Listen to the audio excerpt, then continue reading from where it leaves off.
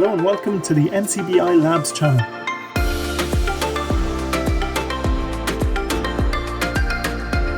Now, one of the subjects a lot of people ask about is audiobooks.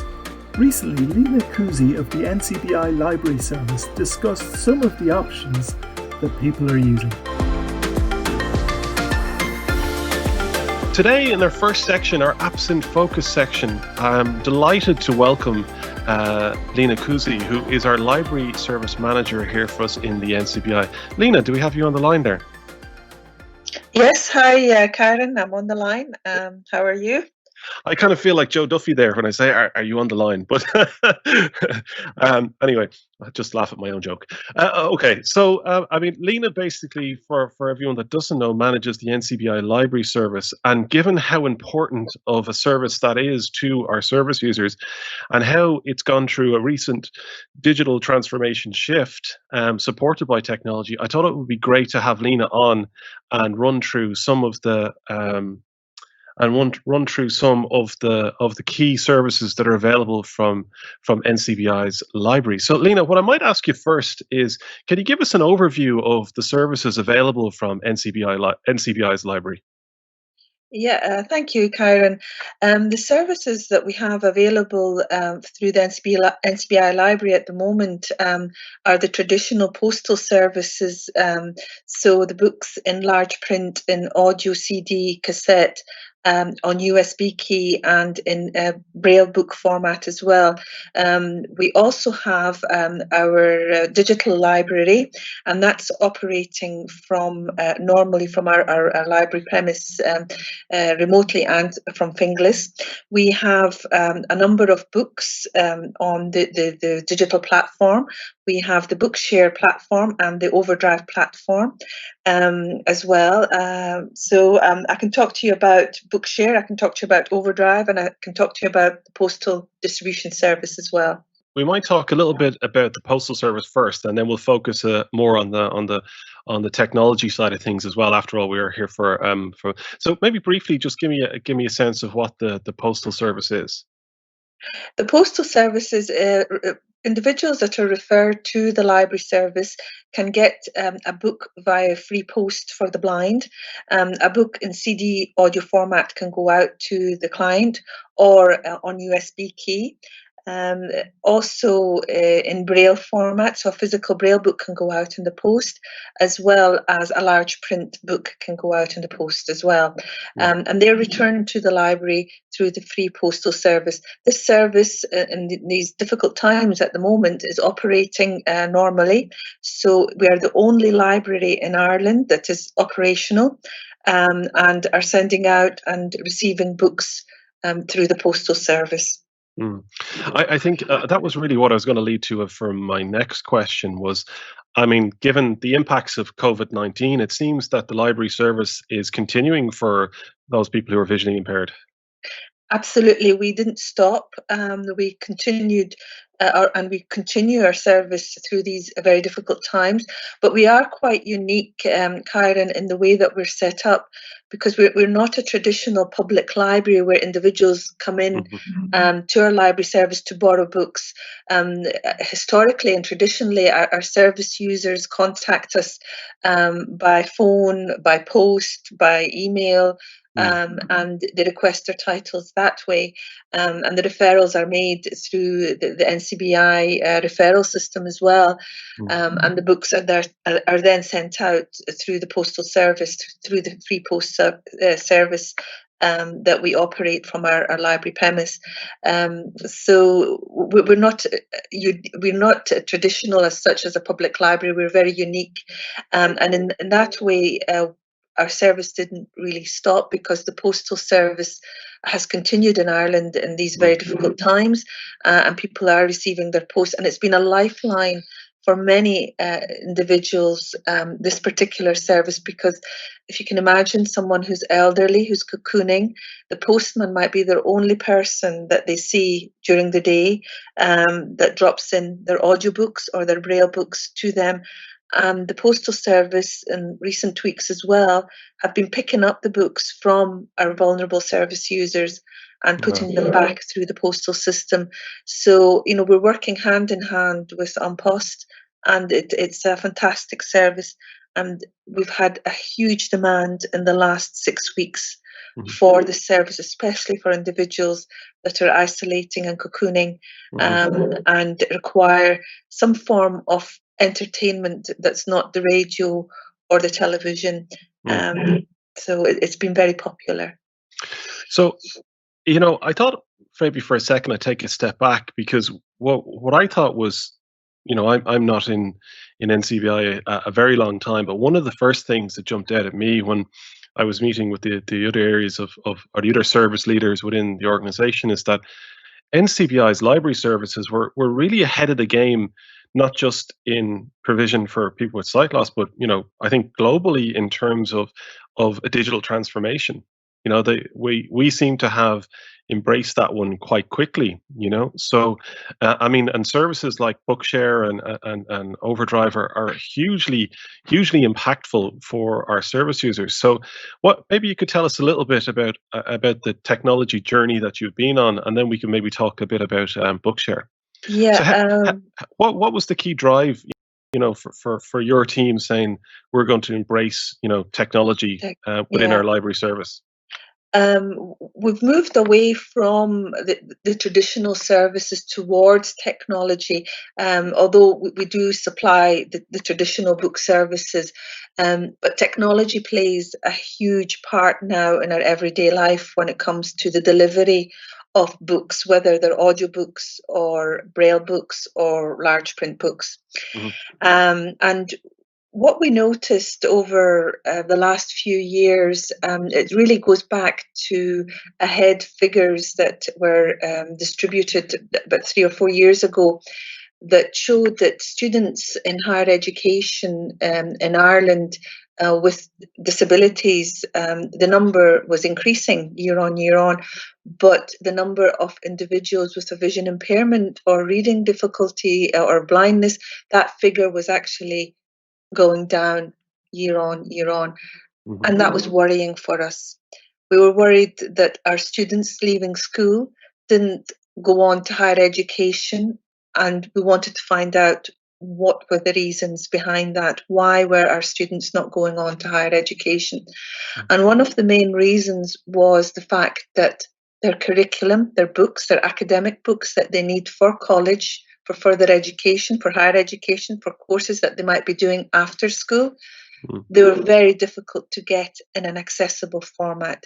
Very, very difficult to find them, very difficult to speak to the publishers, to get them from the publishers. And sometimes the delay could be months and months before a book is sent on to a student in a format that they can access. And this has led to many students dropping out from courses or finding out that the course they just couldn't fit with the time frame that was demanded from them for their course.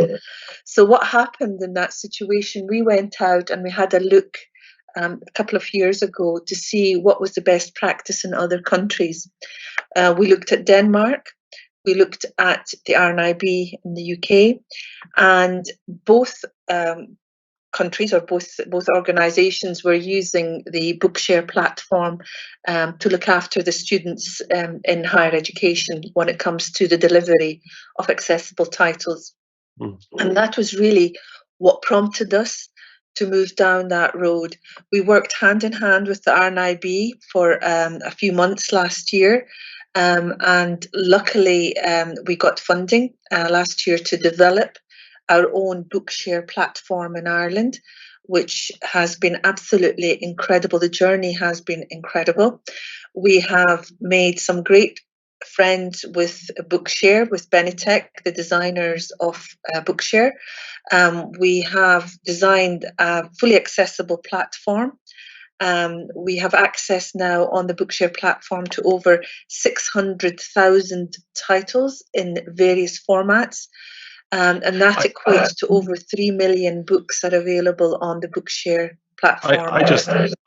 I have to pause for 1 second, just because when people say numbers like that, sometimes You know what I mean? It's just, I don't think that the importance of it is. So 600,000 books are available on Bookshare at the moment to people with 600,000 titles, yeah. titles. Yeah, And I mean that's incredible. But I thought once what we might do for 1 second is, because I've seen you deliver the presentation before on Bookshare itself, and one of the things that struck me about it is it's actually jaw dropping in terms of the impact it can have for people with sight loss, um, uh, and really what that is, to me, is that I remember for me going through education, and being in a classroom, and that you're using I have low vision, so I was using a book the same as everyone else, but I would literally have eye strain from trying to keep up with my peers in school. And then you had people that are in my class that were fully blind, and literally their books were being brailled a day ahead of the session that they were doing. So it's an extremely restrictive thing. As whereas now you move into a situation through something as powerful as Bookshare, and everything's digital. So whatever the requirements are um, from your particular aspect of sight loss, there's a format available to you. So why don't you maybe give our audience an overview of what Bookshare is, to maybe just to give the high level picture of what Bookshare is. Yeah, I mean, Bookshare is the largest digital library in Ireland, with over, as I said, 600,000 titles, or approximately 3 million accessible books that are available. So what happens when a student signs up or an individual signs up to join Bookshare? They will get their login details, will be verified for them, and they sign up, they select the title that they're looking for, and they get a drop-down menu with 5 formats that they can download the book in, their selected title in. And the formats are a Braille-ready file, which is a digital Braille file, a DAISY, which is audio, DAISY with images, a PDF, or an EPUB, and sometimes you get Word as well as the 6th format. So these are the various formats that books will appear in, or titles will appear in, and then the client or the student, the member, can decide what format they want to download their book in. They select the format and click on download. It takes seconds, and they have access to a book that they can access in a digital format for their curriculum, for their college or university. That is absolutely huge. So in terms of what types of books are, well, actually, let me change that question slightly. I think we'll come to that in a moment. Who can access Bookshare? So who is it? Is it available to the general public, or is it just for people with a visual impairment or a vision impairment? Yeah, a Bookshare is available to individuals who have a vision impairment or blind, or who have a reading difficulty such as dyslexia, or a physical disability that stops them from accessing a print book. So for eligibility criteria, that we have some details on our website. Again, if you want to go to our website, bookshare.ie, that'll give you some eligibility criteria as well on who can sign up for Bookshare. The service is self-referrals. You can sign up if you feel you have a vision impairment, or if you have a reading difficulty, you can sign up for the service. We will follow up then with the verification process, either with the disability officer in your college, or with NCBI ourselves, because we have the register for individuals that are blind or vision impaired, just to verify that the account and that the person is eligible to use the service. And then we will follow on. We'll send the verification note back to the person to say that they're ready to start downloading from the site. And just so everyone's clear, if I want to sign up to Bookshare now as a member of the public, or someone with a vision impairment, just talk me through the process of signing up to Bookshare. Do I email NCBI directly, or do I call, or how do I get in contact? No, you don't need to email. Yeah, no, you don't need to email NCBI. You just go to bookshare.ie. And at the very base of that page, the first page, there is a sign up button. You just click on the sign up button, and that opens up a page which requires your details. It looks for your name, your address, your telephone number, your email, and it asks you to set a PIN number and a passcode as well. And it also asks you, why are you using Bookshare? Are you using it as a leisure reader, or are you using it for academic purposes? Are you in college? Are you in school? Are you in higher education? What are you doing? So we ask for the name of the school or the college that you're attending, or the Institute of Further Education that you're attending. And then you sign a declaration to say that you will not pass on the books to any other person or party, and that the books are your responsibility. When you download a book, you cannot share it with anybody else. It's your book. And we have the traceability on that as well. And once you sign up, you send in your form online to us. You just submit it basically, and we get the verification at our end. And we will verify the account, go through the paperwork to make sure that it's all okay. And we will send you an email then to say that your account is set up and you can start using your PIN number and passcode to download your books. And is there a cost associated with using Bookshare for service users? No, but Bookshare is free. We got funding from the Department of Higher Education, and this year the service is free. There is no charge for any of our students that are using it, or any member that's using the service. That's an incredible thing. So I think so. Bookshare is obviously an online. It's a web-based platform. One of the things I think is also worth pointing out, just from a technology point of view, is that it's a fully accessible website as well. So all the latest criteria for screen readers, and meeting the website accessibility standards of 2.1 and 2.0 are all in place on Bookshare. So there should be no blockers to people either signing up or being able to download a book. So there's one other service. So we have Bookshare within the library. Can you maybe tell me a little bit more about Overdrive? Yeah, Overdrive is the second digital service that we operate through our NCBI library. But just one last thing, actually, Sure, to mention on Bookshare as well, is that recently, in the last 10 days, we have received the full suite of the Harry Potter books in accessible format. So for any of our young readers that would like to receive Harry Potter in a digital format to their mobile phone, tablet, or PC, we have the full suite now, and you can download them straight using the Easy Reader app, which I'll talk about later. I wish you hadn't said young readers. I read Harry Potter when I was 37.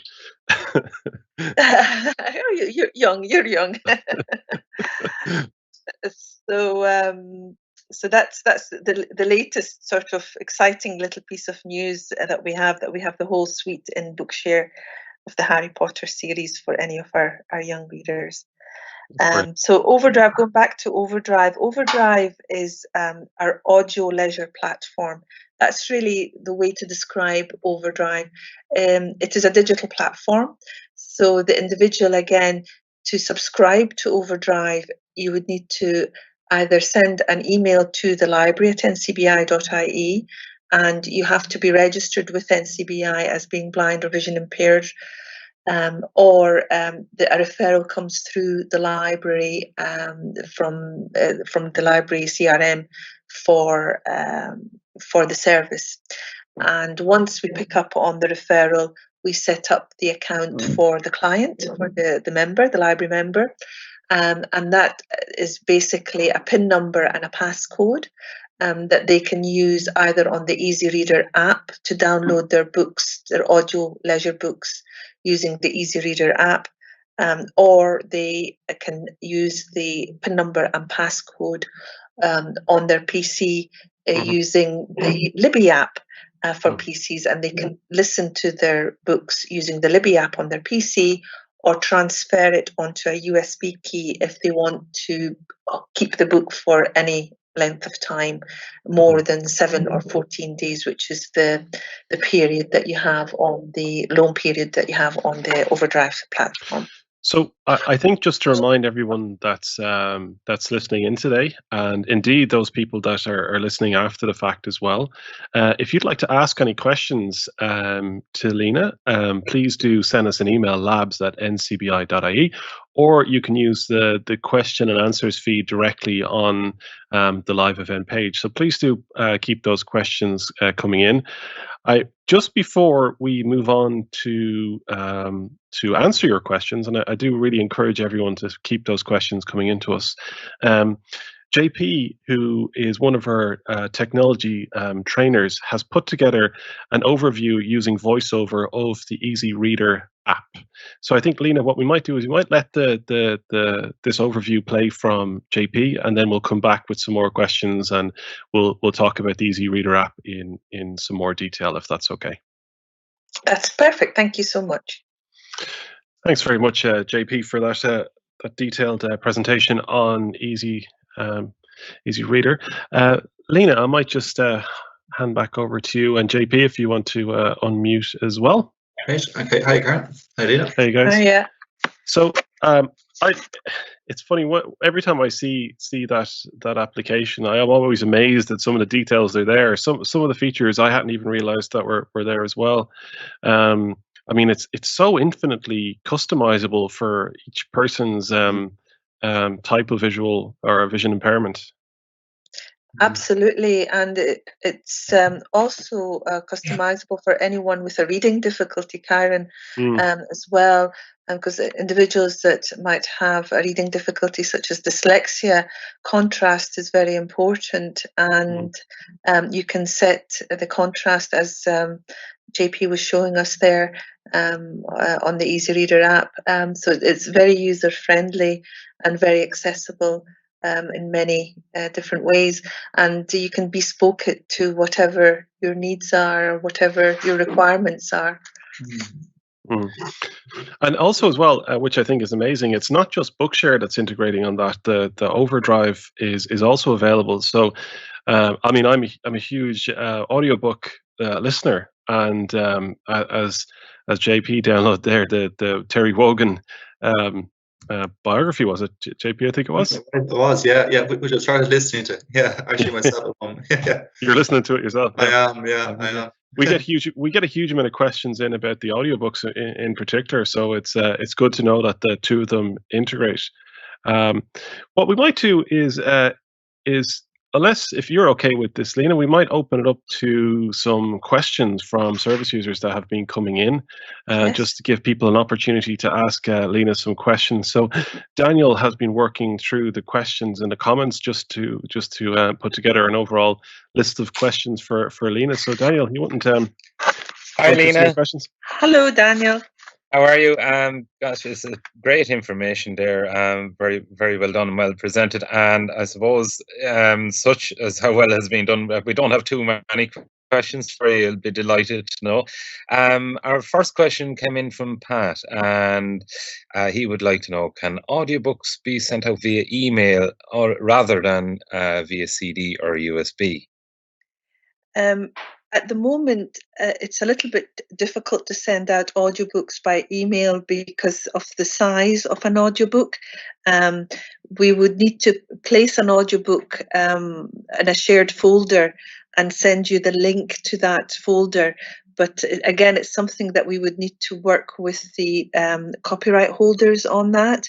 So it's work in progress. It's something that we are looking into because it would make life a lot easier for many of our service users to get an email link rather than a USB key, or they can just get a link then by email. But that's something we're working on at the moment. There's a little bit of copyright issue linked to that we need to get clarification on. Fantastic. Yeah. Let's hope that does get resolved. It could be a good opener for delivery of the books. Peter and Brona have delivered a question here, and let's say, how do you access what books are available? So I suppose it's from the point of view, maybe could a browse, like going into a bookstore and browsing them, or do they need to know the book they're after before searching? They can search, if you're looking, say, for in the Overdrive collection, you can search by subject category. So you can put in thrillers as a category, or romance, or history, or World War II, and the whole listing of books will come up under that heading, and then you can scroll through and see which ones you would prefer.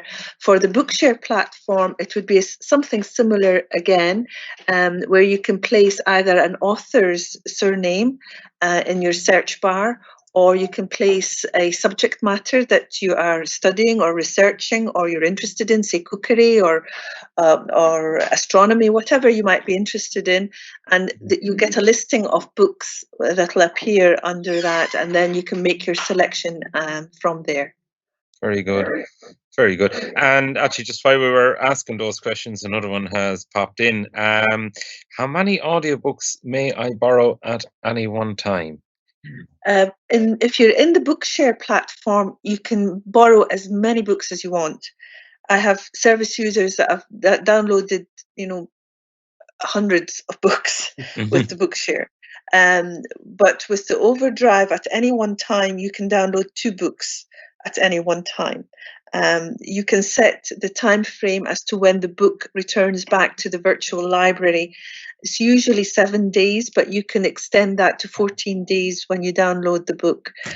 And then the book comes back to the NCBI virtual shelf then, ready for someone else to download. So up to 2 books at any one time for Overdrive, and as many as you want for Bookshare. Lina, Okay. I noticed that, Lina, when I was using the Dolphin Easy Reader app, that I had the option to return a book early. Now, would that give me the option then to load another book? Absolutely, you can do that. Sometimes you might download a book and you just don't get into it. You start the first chapter and it's not something what you thought it was, and so you can return it. You can absolutely return it back to the virtual library and download another book instead. Yeah, that's no problem at all. Great option to have. Great. It is, yeah. And Lina, just I suppose from our servers users' point of view, today's event might have sparked a bit of an interest in saying, oh gosh, I didn't realize all this is available from the NCBI as well. And if a service user gets in contact, let's say with their local IT trainer or their local community resource worker, can they perform the referral on behalf of the service user to the library? Absolutely, yeah, that's no problem at all. You can send in the referral on behalf of the service, the new service user, and we'll take it up from there, look after them from there. That's great to know. JP, I think you have a comment in from an actual user. I do. Thanks, Daniel. Yeah, for reminding me. So just this morning, I was in touch with someone. I think you might know Doreen Kiernan, Lina. She's living in Blackrock in Dublin. And she's here with us today. She's joined the live event, so I'm sure she's enjoying listening into the conversation. Doreen has been using downloading books over the last year or two, but she's been a member of the library for quite a number of years. And she wrote in a comment. I'd just like to spend the next short while just reading out, just kind of giving us a bit of information about the library, how she uses it and how she benefits from it. So she sent me an email just about an hour ago. I'm going to read it out here. And hello, Doreen, and thanks for tuning in today. So this is Doreen Kiernan's email here that she sent me briefly, a short while ago. So over the past 8 years, I've gotten great benefit from the NCBI library and only recently started downloading books. Since the start of the cocooning, I've been listening to books on my iPad. My daughter changed one of the settings on my iPad so that the screen never switches off, because if it does, I can't get it going again. I can also get someone to set a timer on it. So if, for example, I'm listening to a book late at night in bed, it stops playing after about a half hour. I do listen to some audiobooks on my Alexa via Audible. My grandson set this up for me. It's very easy for me to start and stop the book, but these are quite expensive. So she's saying, I think the NCBI library is a real luxury. Since the middle of March, I've listened to 15 or 16 books. If you'd asked me this before, if I'd like crime or detective novels, I'd have said no. But I've got through all of the Harry Bosch, Gary Allen and Donna Leon books on the NCBI library site, as well as some autobiographies. They have a great selection. I haven't run out of any options yet. I'm very grateful to JP for bringing this facility to my attention, and would highly recommend the NCBI library to everyone who has sight loss and enjoys reading books. So that's from Doreen. She sent that in a short while ago, Lina. So I just want to thank Doreen for taking the time to send us in your thoughts. I think it does a great job of highlighting the role the library is playing, particularly at the moment for people like Doreen who can access and download books on their iPad, for example. So hopefully it'll encourage some more people to avail of the library service and download books using the Easy Reader app or Libby app that you mentioned earlier. Yeah, that's a really really nice example, JP. I think, isn't it? One thing that just reminded me, which drives my wife absolutely mental, is setting the timer on your audiobook when you're going to bed. Nearly every single night I fall asleep with listening to an audiobook, and such a simple feature as setting a timer is absolutely invaluable. So I think what I'd like to do is I want to say a huge thank you to Lina for coming on today, and it's an incredible service provision for service users supported by technology. So a huge thank you to Lina for joining us today. Thank you very much, Karen and JP and Daniel and all the team in Labs. Thank you very much. So don't forget, if you want to find out any more information about how to get the Easy Reader app installed or any information about the library, you can send it through to labs@ncbi.ie, and we'll make sure that it gets across to Lina. So again, a huge thank you to Lina. So we want to thank Lina again for that really helpful information. Now, if you want to check out more interviews and how-to videos and even discussion about current technology, just look for the NCBI channel and be sure to subscribe if you enjoy these videos. But for now, until next time, this is NCBI Labs.